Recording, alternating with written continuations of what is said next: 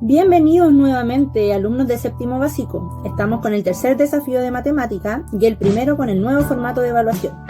Estén atentos a lo que se viene, que es muy interesante y un nuevo contenido. Además, no olviden que ante cualquier duda o consulta me pueden escribir. ¡Comencemos! ¿Sabías que el 75% de la superficie de nuestro planeta es agua y que solo el 25% está compuesto de tierra? Al igual que el cuerpo humano, cuyos valores se barajan entre el 50 y un 75% de líquido en nuestro cuerpo. Estos datos curiosos te los entrego para ponernos a tono con nuestro siguiente contenido, que son los porcentajes. ¡Vamos! Para ponernos en contexto con nuestro trabajo, te debo mencionar que vamos a trabajar con el objetivo de aprendizaje 4, que habla de mostrar que comprenden el concepto de porcentaje, representándolo de manera pictórica y simbólica, y que el objetivo de nuestro desafío va a ser representar porcentajes. ¿Pero qué es un porcentaje? En matemática lo denominamos como una porción proporcional de un número equivalente a 100 partes iguales. Por eso lo establecemos con un 100% como el máximo. Como lo vimos como una proporción, también lo podemos ver como una razón, es decir, que hay una comparación entre dos cantidades.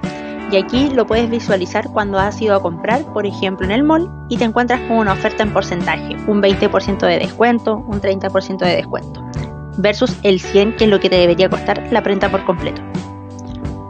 Como mencionamos en el objetivo del desafío, vamos a trabajar con la representación de porcentaje. En este caso, los porcentajes los podemos representar de tres formas: mediante un decimal, una fracción o de una forma pictórica. A continuación, te daré una breve explicación de cada uno. La fracción, como podrás recordar, se divide en dos partes, el numerador y el denominador. Una fracción es un número que expresa una cantidad determinada de porciones, que se toma de un todo dividido en partes iguales, donde el denominador nos indica la cantidad de partes en la que fue dividido el entero y el numerador la cantidad de partes que tomamos de este. Los decimales se componen de tres partes: la parte entera, la coma y la parte decimal.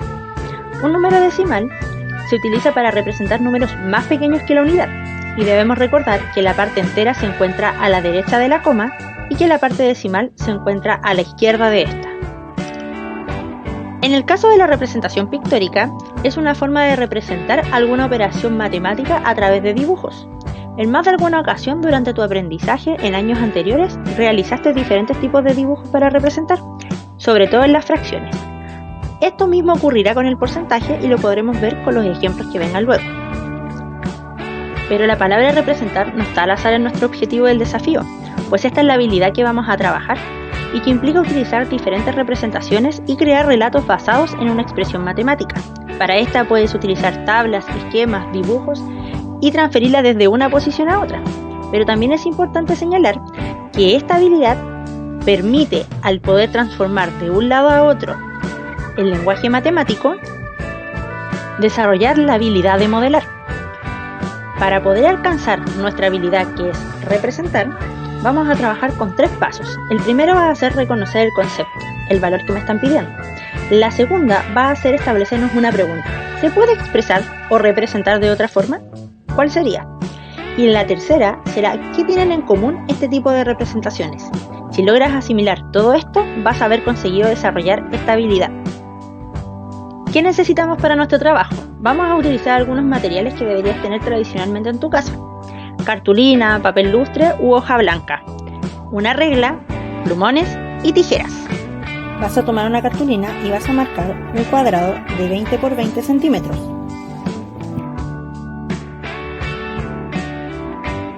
Luego recortarás este cuadrado.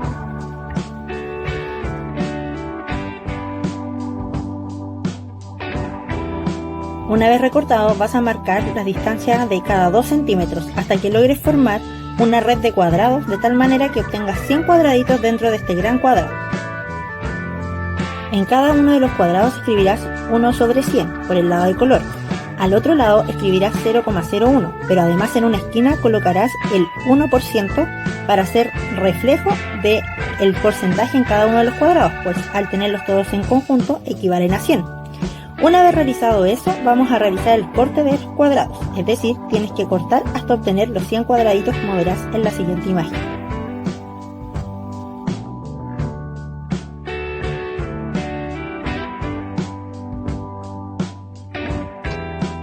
Pero ¿qué haremos con esto que acabamos de preparar?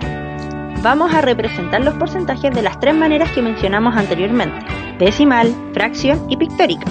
Si necesitas volver atrás para recordar qué era cada uno y las definiciones, hazlo antes de pasar al desafío. Para esto trabajaremos con pasos, y cada uno de ellos es importante.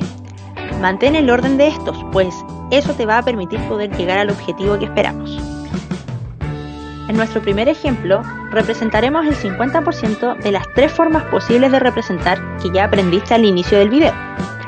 Vamos con ello. Tomaremos 50 fichas y las ordenaremos desde la posición del decimal, o sea que se vea el 0,1 hacia arriba.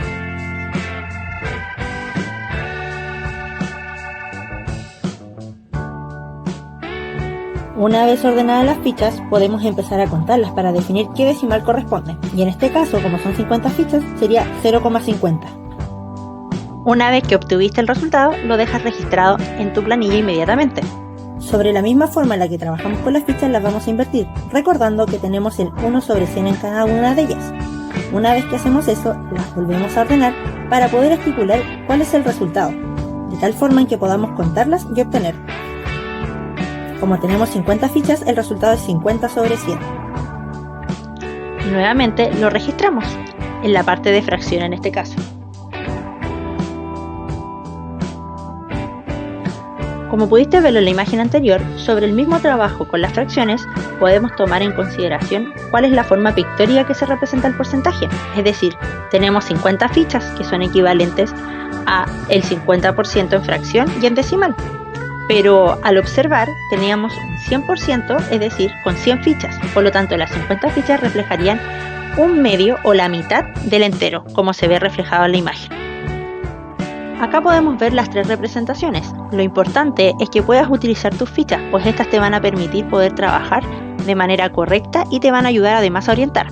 Es importante que tengas en consideración que tanto en el caso del decimal, que es 0,01, al sumar las 50 fichas nos daba 0,50, y ocurre exactamente lo mismo con la fracción al sumar el 1/100.